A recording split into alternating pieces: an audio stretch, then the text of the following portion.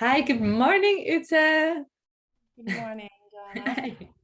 All right, everyone. Today we are here with, let's see if I do it right? Ute Liemacher-Riebold. And she is a multilingual specialist. And this is really exciting because I know that most of the ladies I work with, we raise our kids either, with 2 or more languages. And so thank you, Ute, for coming in. I'd love to hear a little bit more about what you do and also the background. How did you get to do what you're doing right now? Okay, thank you first of all for inviting me and for giving me this space and for being interested in what I'm doing. Yes, my background. So you said it already, I'm multilingual, so I grew up with multiple languages. In Italy, my parents are German, so I grew up with Italian and German from day one, so to say, and then I added other languages on the way, on the journey. So that was French and then English and Latin at school and some Dutch already because there were Dutch sections. I went to an international school, to be more precise, a European school. There you have different sections, language sections. Yes, how I did end up doing what I'm doing now. My background is in linguistics and philology, Romance philology actually. So I researched a lot and I also taught historic and linguistics at the university in Zurich. But that has nothing to do with what I'm doing now, it seems. But it does because I'm passionate about languages and I like speaking all my languages as much as I can. So this is something that I always try to do and still try to do every day or at least every week, yeah, that I cover them all. And doing what I'm doing, when we moved to the Netherlands, and I noticed that many families were like ours. So we speak 3 languages in our family, and then plus 2 languages outside of the family. So that's Dutch and English. We know many speak also English here. And I saw that they were struggling on maintaining their home languages and how to juggle them all and what to do when the children start going to daycare and they add another language. And somehow they didn't feel very comfortable about that and not very confident either. And so I said, well, I know what I'm doing. I mean, I thought I knew what I'm doing. But then you have your own children and you know the research says something, but the practice is something different. So I said, well, juggling the languages and bridging between what we know can be done and what we actually can do in our everyday life can be 3 completely different things. So I focused on what one can do in their core family, in the micro society, so to say, and encourage every single parent and the children. And I look at the whole family to see what is possible there and support them in maintaining their home languages and cultures. And sometimes I also help a bit with intercultural communication within the family because you have maybe a partner from another culture and speaks another language and you speak a third language altogether. And there can be quite some misunderstandings there as well. So I cover a bit the.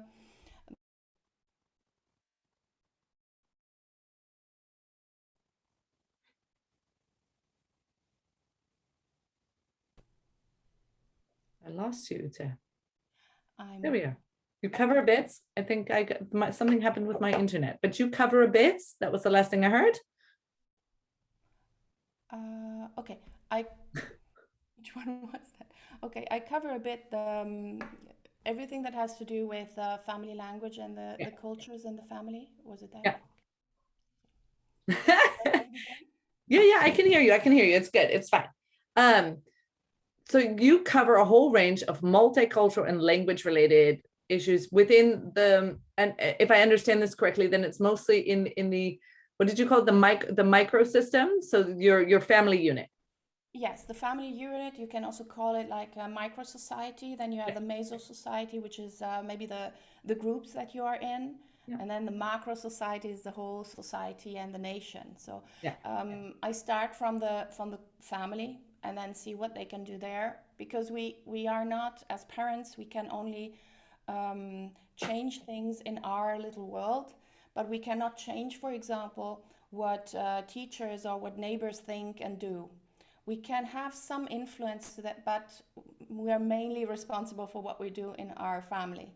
So it starts all there, and it's very important that parents are aware of that as well.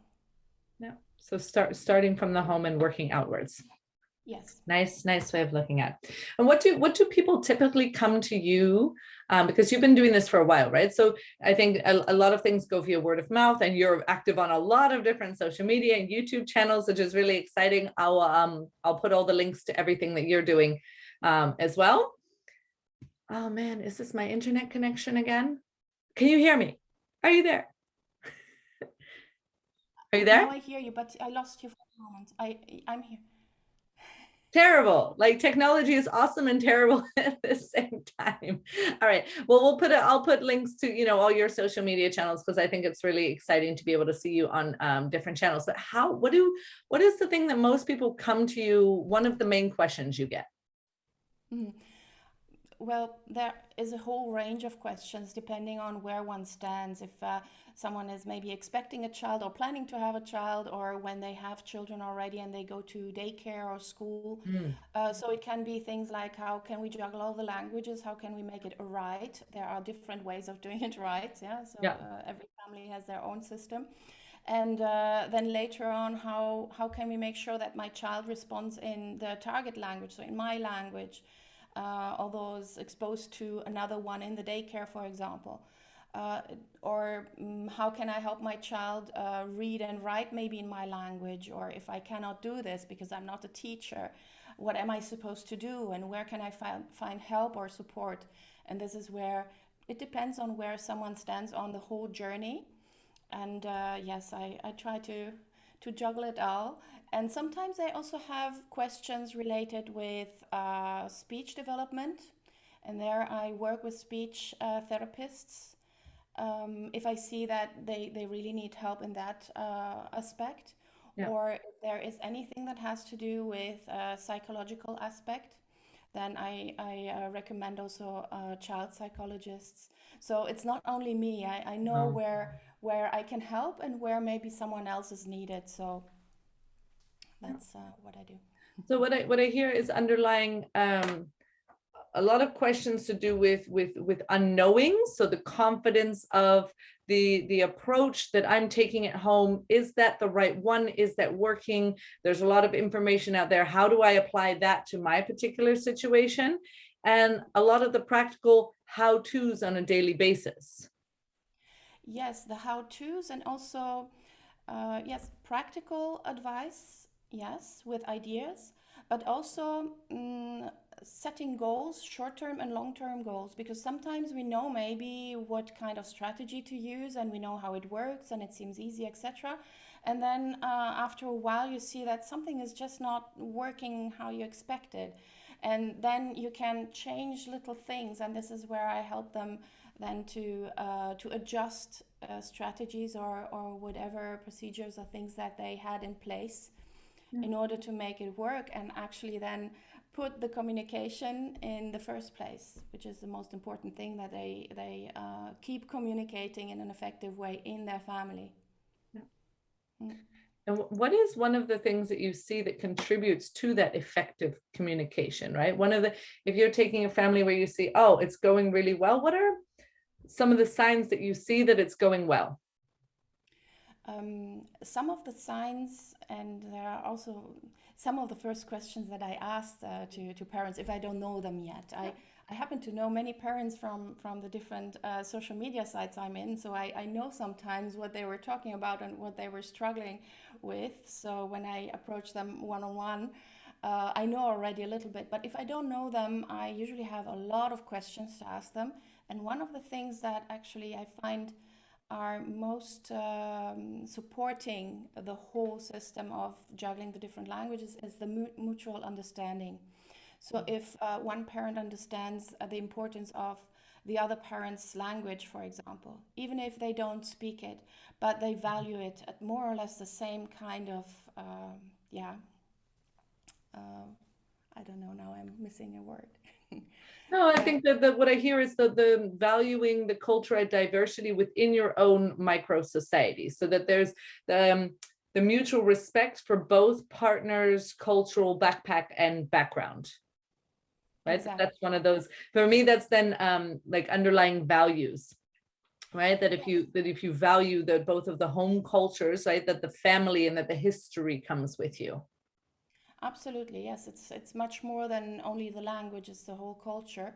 And with the culture come all the values and the beliefs and the way you do things, the way you say things or you don't say things. Yeah. Also the gestures, yeah, your language is for a big part also non-verbal language that we transmit and how you use them. So yes, it has to do with the whole package that comes with another person. So yeah. So underlying respect, and you ask lots and lots of questions. What is one thing that is super important for you to know when you start working with a new client? I mean, I'm sure there's a lot of things, but what is one thing for you you're like, this person I can really help and support in their journey? Like how do you figure that out? So I think the first step is already if they reach out for help. If Yeah. someone is ready to receive help, then we are on a good start. Nice. If I see though that maybe among the parents, one parent is not on the same page and thinks this is not something that they really need, then I know that there are other things that need to be solved first. Yeah. Before you work on that, because we all know that transmitting these languages and cultures and every kind of skill to our children, we need a sparring partner. We need someone who supports us. If it's not our partner, it might be a friend or a family member, another family member, Yeah. or the community. And that sometimes is enough.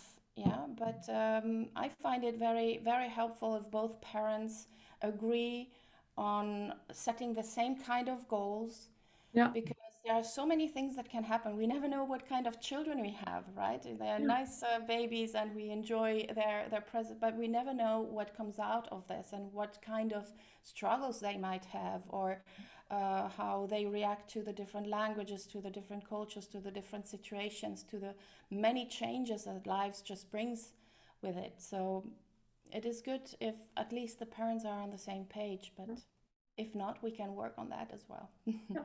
And then do you typically work with one of the parents, or do you work with them, are your appointments then together with them? I'm curious as to how that works. Yeah, that's very interesting. I was thinking about this the other day because I do this since 2014, and at the beginning I had maybe one parent contacting me, and sometimes the other parent would be, somewhere in the background.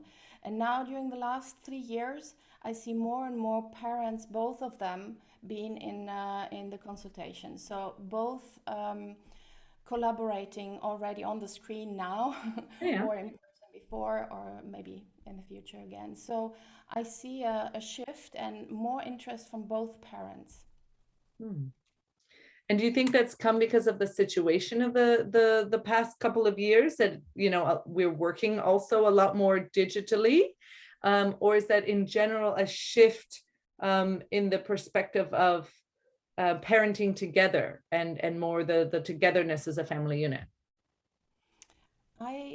I don't know because I don't Yeah. know what that, but I imagine that it can be a shift that towards what you say, that parents are more aware that they are both involved in educating their children and raising their children. So that might be.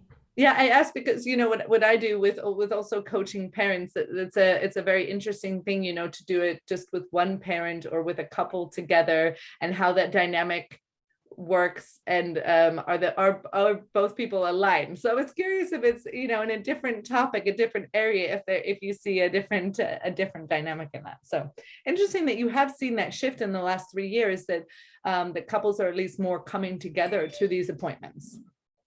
Yes. Is there, speaking of that, is there a common thing that you see parents struggling with when it comes to, I would say, then the implementation, not per se the first initial struggle, because what I understand from you is it's all, well, a lot of it is around language, and then part of it is then the underlying culture that's related with language. And then you have the outliers of psychological problems, right? Or trauma, or that sort of thing, which you then refer.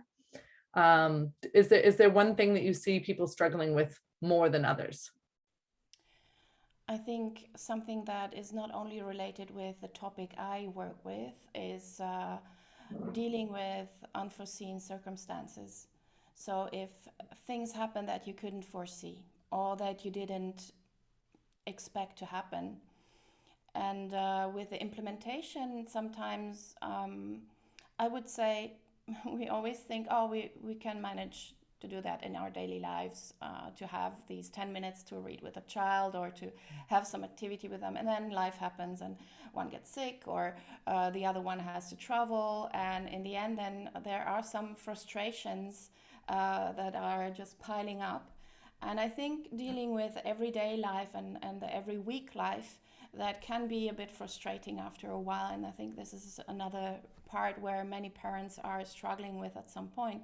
But I think it's very natural for everyone. I mean, we have to adjust every now and then, and to have also set these more realistic goals, right?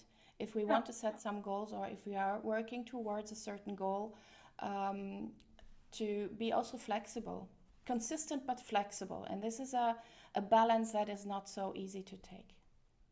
Yeah, and I can imagine that for every family and every situation, then it means something different. Absolutely, yes. Yeah. Really interesting. I think, look, I ask these questions also just because, not that I want to focus on the struggles, but I think it's important for parents to know I'm not the only one who's struggling with this. There are also other people that are struggling, that it's pretty normal.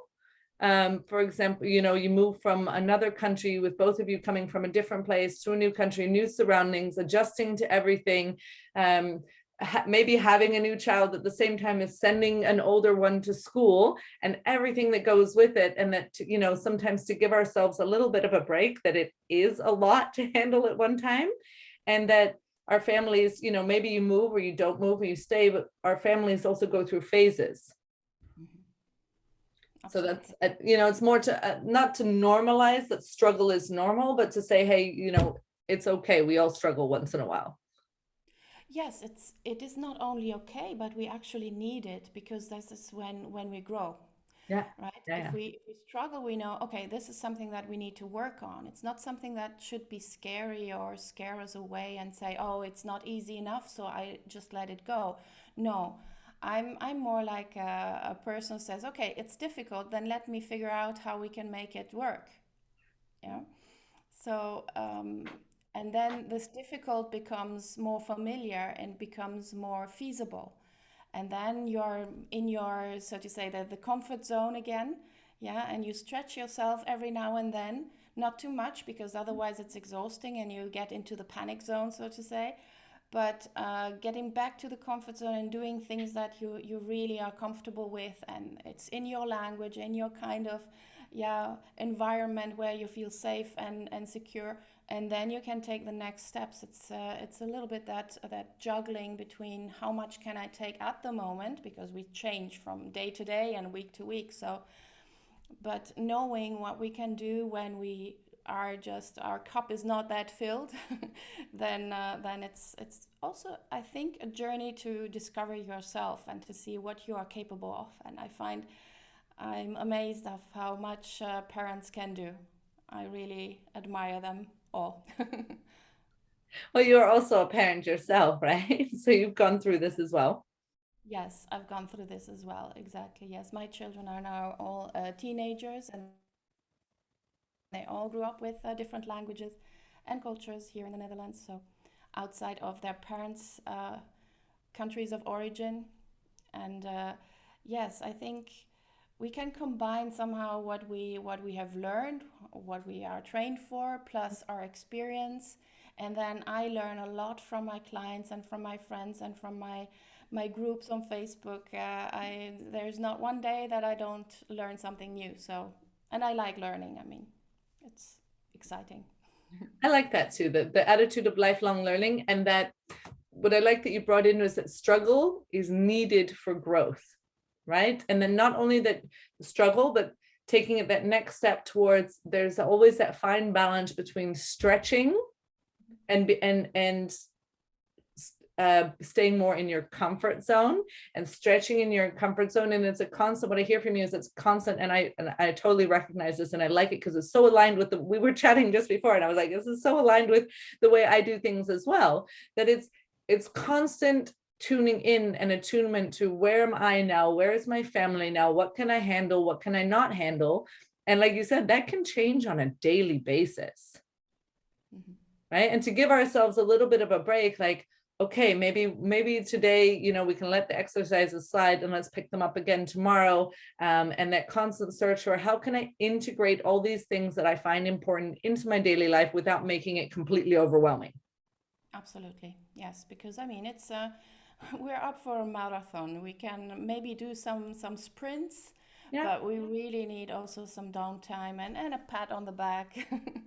And I like this procedure from the Hanen Center, the owl kind of method. So you observe, you wait, and you listen. The sitting back with your cup of coffee, tea, or whatever you prefer, and just observe what the children, what you have done, what your partner has done, where you just arrived at this moment, and then take a deep breath, and then you go further. Because we cannot constantly do everything right. It's just impossible. And we shouldn't even aspire to anything that is perfection, is just an illusion. So, no. Oh, yeah. And you see the same from perfectionists. The tendency is that it's never perfect. So even if it seems like perfect from the outside, what's here is often what has the biggest effect. I really like that the owl, kind of the observing, what I take it to mean is more of a like just kind of a grounding moment that you do, just kind of say, I don't need to be busy and emotion all the time. Let me just be in the moment, look at what's going on, and then move into my day. It feels more than like being in flow instead of this constant whirlwind of action and reaction to things. Exactly. Yes.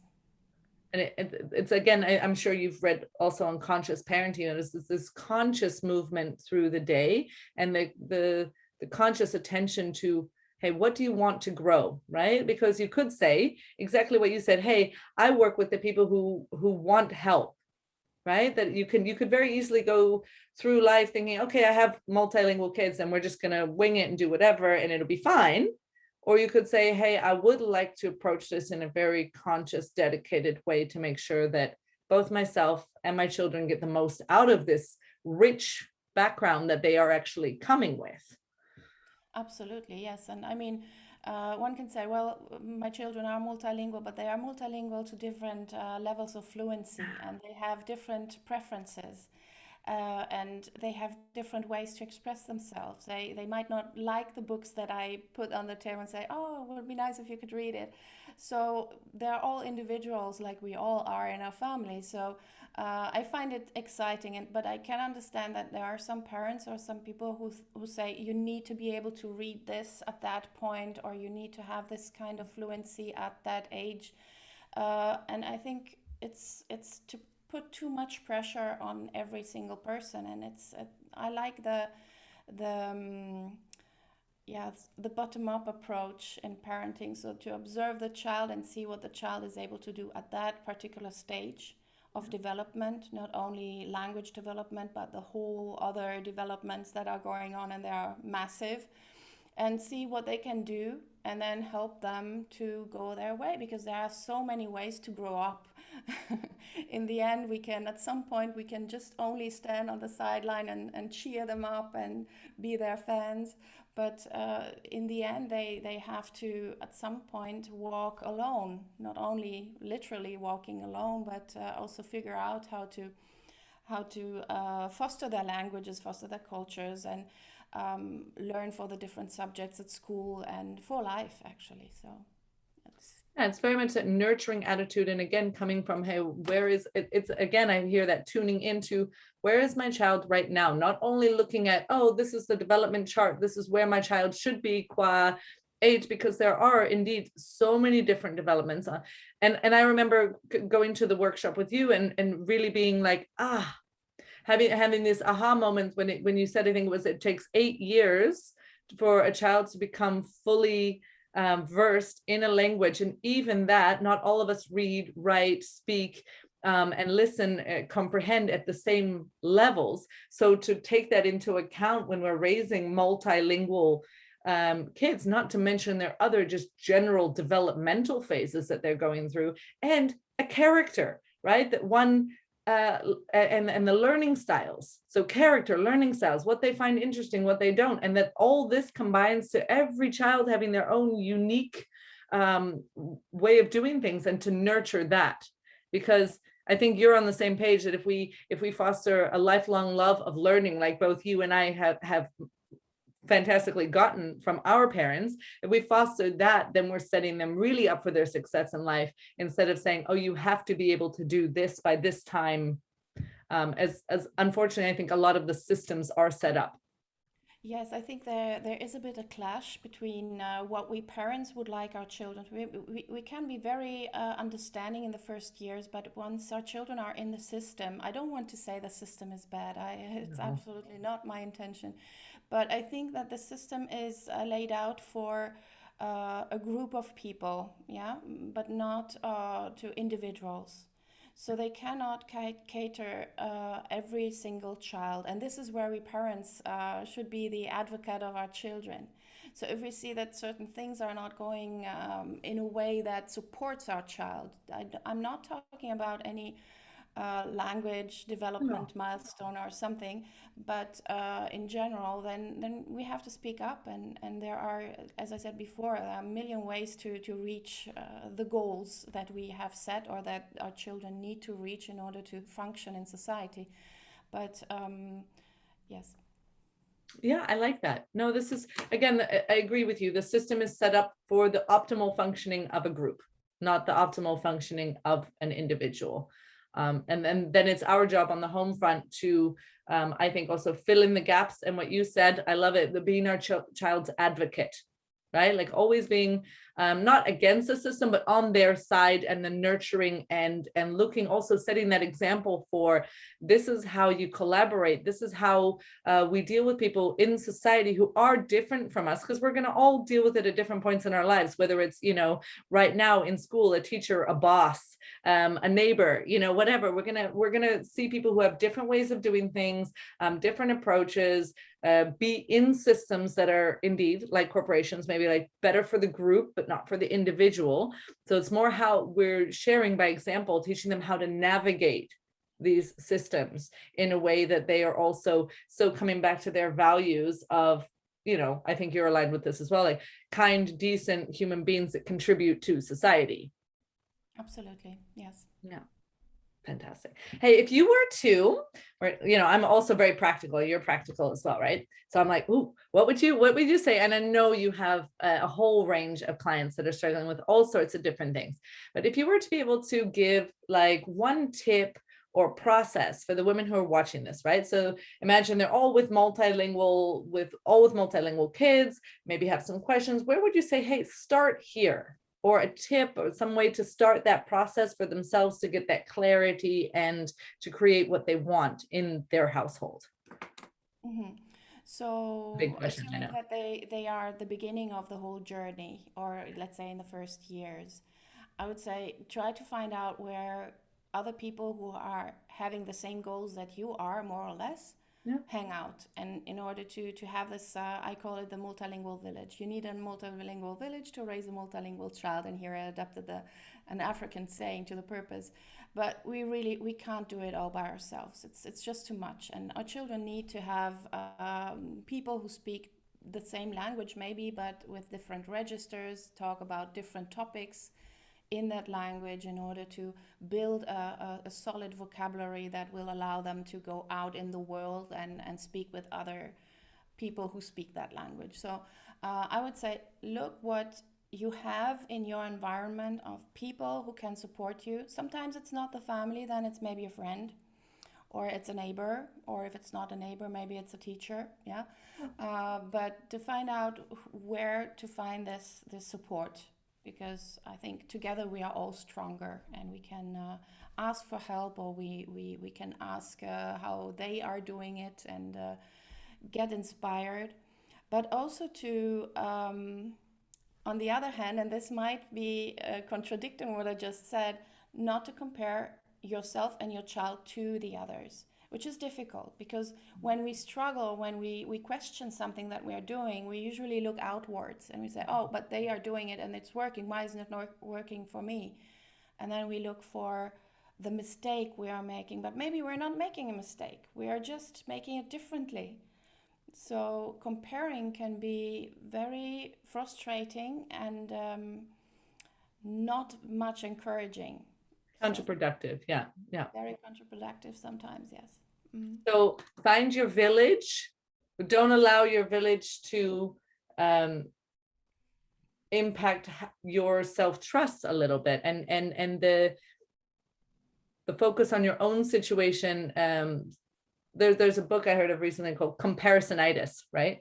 It's also the danger of comparing ourselves to other people. And I know even comparing ourselves to ourselves can be difficult depending on the situation you're in, right? I was speaking to a friend and she had gone through a major medical issue, so she could not even do some of the things that she was able to do before. And the hardest thing for her was not even comparing to other people, but comparing to what she used to be able to do. So, you know, but to take it from where I am now and where I want to go, right? The moving forward instead of looking outward. Exactly. And to look a little bit what the tools and the skills are that you have right now. Without having to, you know, study and read books over books. I mean, I love reading and I live from reading, but I know that not everyone has the time and we have so many things to do every day. So yes, finding your own way to juggle with the things that you have in the way that serves you, that is easier for you. It doesn't need to be easy, but it doesn't need to be a burden or very difficult either, because otherwise we are again in the panic zone and we freeze and we just are blocked, we're stuck. Too much, Yes. Yeah. And it's on all fronts, right? It's the language, it's the culture, it's the school, it's the partner, it's the expectations of everyone. No, but this is why I say, well, it's nice to have the village, but it's also good to know what I can and what I want to do in my world with my children, and this helps also to turn inwards instead of outwards too much. Oh, beautiful. Would you then, I'm curious how you're in this, because it's definitely about being inner. When you're talking about the village, right, is that then the digital village or the, you know, local in-person village? Because I can imagine, you know, our boundaries are just, in a lot of ways, the world is open to us to find those people, but at the same time, the deepness of the connections can be stretched when you're looking at a digital community. What's your take? Absolutely. I would say both. Whatever works for you, whatever brings you what you are needing at the moment. I mean, if you are looking for to find other children who speak the same language and your children are 2-3 years old, I wouldn't say online, because making this kind of relationship or building a relationship through media is not the best way for young children. And we all need personal contact somehow. So to have a balance maybe between the two would be ideal. But sometimes we can only rely on people on the screen because the language is not spoken in our community, or we don't find like-minded people with that aspect where we are living at the moment. And so I think whatever we can take, whatever we can find, that helps us. Yeah. So again, it really comes down to the individual and looking at, hey, what works for me, what works for my family.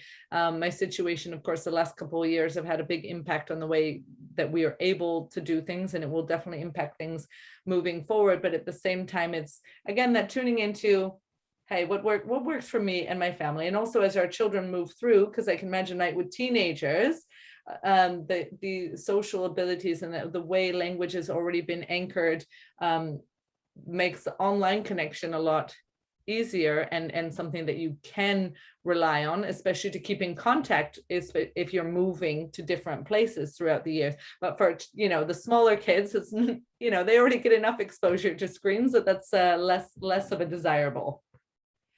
Yes, but I think if if the way you connect is with a person on the other side of the screen, and this person engaged in conversations and communication, then this connection is done in a different way than watching something that is one side only. It's True. just yeah, absorbing everything that's said. But that way you have this turn taking, you foster turn taking, you foster understanding, you foster storytelling, and that's amazing. It doesn't need to be even very long, right? Sometimes with grammar you can talk for 5 minutes about something that you're passionate about, and this is just giving you a great boost.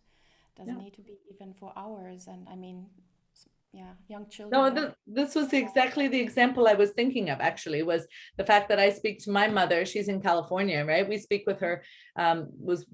I've told you a little bit about our situation when my son was refusing to speak any English at one point, but we talk to grandma every week. And now, because of that steady communication, that they know that it's there every week, they've built up a relationship that even though we haven't seen grandma physically for 2.5 years now, they still know who she is. They still feel the warmth that that's my family member. They get to hear her voice and the intonation and the encouragement to tell stories. And also, you know, we don't think there's a huge difference between one Western culture and another, but for anyone who's lived in them, there are a lot of differences. And so you pick that up from the person who's in that culture, sending it into your living room, right? But that's amazing. I mean, with all the tools we have today, can you imagine it if this was only 10 years ago, when my children were that age? It wasn't that possible to have these kind of connections. So, or when I grew up in Italy, I only had the telephone, and I mean, sometimes it was interrupted, and you had to be very quick because it was very expensive to have these long calls.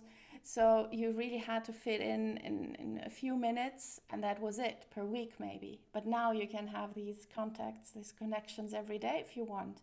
And you see them, you can show objects, you can show them a dish that you're eating or something. It's amazing what you can do. And as you said, yes, they can almost uh, come into your living room or be part of your everyday life, right? Yeah. Yeah, no, I mean, even just a generation ago, right? Like, so my mom, I remember very clearly a story that she sent a postcard to her parents, or a telegram, saying that she was coming, and she arrived, and she was coming from South America at the time. And so she actually got to her parents the day after the telegram did. And it was like a journey of a few weeks, right? It's not like now you jump on a plane and a day later you're on the other side of the world. So the jumps we've made in that are incredible. Yes. And indeed, but that also, you know, coming back to the it can be a little bit overwhelming when there's so much stuff going on and so many different sources of information, and where to start, right? So I would love to get from you, being an expert in your fields, right, to if someone wanted to learn more, to get to have a resource, right, that could be a book or a video, and I know you've got a lot of them, so where would you say, hey, start here with this resource, this will really help you get an idea of where you could go? Yes. So I'm collaborating at a project that's called Peach, and we have a free resource on the website, and the website is bilingualfamily singular.eu. And there is a free resource that you can download in, let me just make it right, it's in English, in German, French, Italian, Spanish, and Romanian so far. And it's called How to Raise a Bilingual Child. So there you have really a great guide to start with ideas and with insights from professionals as well, and some activities that you can do. And then I have also, yes, I can maybe mention the toolbox that I published with Ana Elisa Miranda. It's a toolbox for multilingual families, where we have gathered 123 activities and games to do with children between 0 and 15 years old. It's just descriptions to foster the understanding of the language and the speaking and the reading and the writing. So depending on what you want to help your child with, you can go in and find maybe something that is inspiring, an activity, an idea for you. Yeah. That sounds really amazing. I'm like 123 ideas and activities. My brain goes crazy. So we got a free resource, right, on the bilingualfamily.eu. Yes. right? And then you've also got the book, which is, or you said it was called the Toolbox. Yeah, the Toolbox for Multilingual Families, and that's on Amazon. And sometimes it's for free, so it's nice to maybe stay tuned in my Facebook group or on my website, where I share when it's for free, available for free, at least the ebook. Yes, fantastic. Share, what's the name of your Facebook group? My Facebook group, I have two. One is Ute's International Lounge, like my company, and the other one is Multilingual Families. Yeah. Very nice. All right. So then the moms can come in there. And also I know I'm in at least one of those groups, and then I see the conversation and I'm like, oh, you're raising your kids with 5 languages, 6 languages. And I'm just like, okay, all right, then I can handle 2 or 3. Right? So but also to see the comparisons. Oh, you have someone else who's got kids the same age as mine, or I see the same problems that are coming up. And I notice that just seeing that, not per se comparing myself, but I see, there are other international families that are also looking for help, support on these kind of similar issues. I notice that gives a sense of connection, which is one of the amazing things that we have with these Facebook groups and all these different channels that we can tune into, right? Like free downloads. I remember dial-up internet, remember? So it's fantastic. All right, before we end, because I think like you've given us a lot to work with, any last words of wisdom for those, multilingual families and parents out there, like going forward? You've given us a lot of gold already, but any last parting words of wisdom? Last party words of wisdom. Enjoy your languages. Enjoy everything that you're doing, and enjoy speaking your language and transmitting your language, no matter what language it is. Also, if it's a dialect or a sign language, we often forget this, that we have also languages that maybe are not written, cannot be written and read. We have one of those languages. It's Swiss German, so we don't have books, but we have audiobooks. So there is always a solution to make it part of your everyday life. So I would say enjoy, and enjoy is for me an acronym as well, because I have a whole program that is built on this enjoy acronym.